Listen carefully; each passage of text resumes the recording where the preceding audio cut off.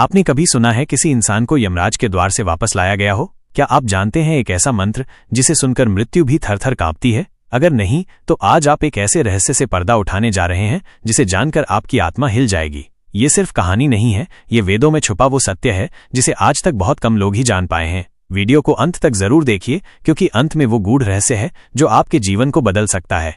बहुत समय पहले की बात है। हिमालय की गहराइयों में एक निर्जन वन था, जहां एक तपस्वी ऋषि वैराज ध्यान में लीन रहते थे। उन्होंने जन्म से ही माया से दूर रहकर केवल ब्रह्म ज्ञान की साधना की थी। वे इतने सिद्ध थे कि देवता भी उनकी तपस्या से भयभीत रहते थे। एक बार उनकी तपस्या इतनी तीव्र हो गई कि यमलोक की गति ही रुक गई। कई दिनों तक कोई आत्मा यमलोक नहीं पहुंची। यमराज चिंतित हो उठे। उन्होंने चित्रगुप्त से कहा, देखो, ये संसार में मृत्यु क्यों थम गई है? चित्रगुप्त ने अपने दिव्य नेत्रों से देखा और कहा, प्रभु, ये सब ऋषि वैराज की उग्र तपस्या का प्रभाव है। उन्होंने वेदों का ऐसा ज्ञान प्राप्त कर लिया है जिससे वे स्वयं मृत्यु पर नियंत्रण पा चुके हैं।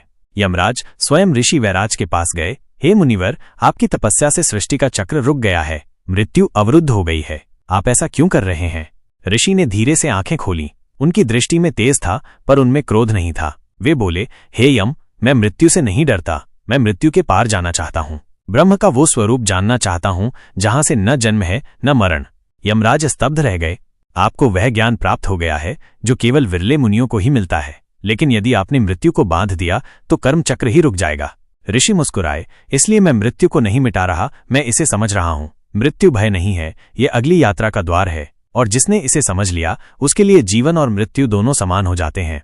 यमराज ने उन्हें आशीर्वाद दिया और चले गए।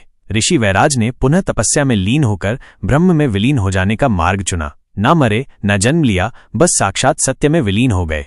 दोस्तों, ऋषि वैराज की ये कथा हमें बताती है कि मृत्यु कोई अंत नहीं, बल्कि एक मार्ग है। वेदों में यही सिखाया गया है, अस्तो मां सद्गमय, तमसो मां ज्योतिर्गमय, मृत्योर्मा अमृतंगमय। अर्थात हमें असत्य से सत्य की ओर, अंधकार से प्रकाश की ओर, मृत्यु से अमृतत्व की ओर जाना है। अगर आप भी जीवन के गहरे रहस्यों को समझना चाहते हैं तो इस चैनल से जुड़े रहिए, क्योंकि हम आपको वेदों की उस दुनिया से जोड़ते हैं जहां ज्ञान ही मोक्ष है।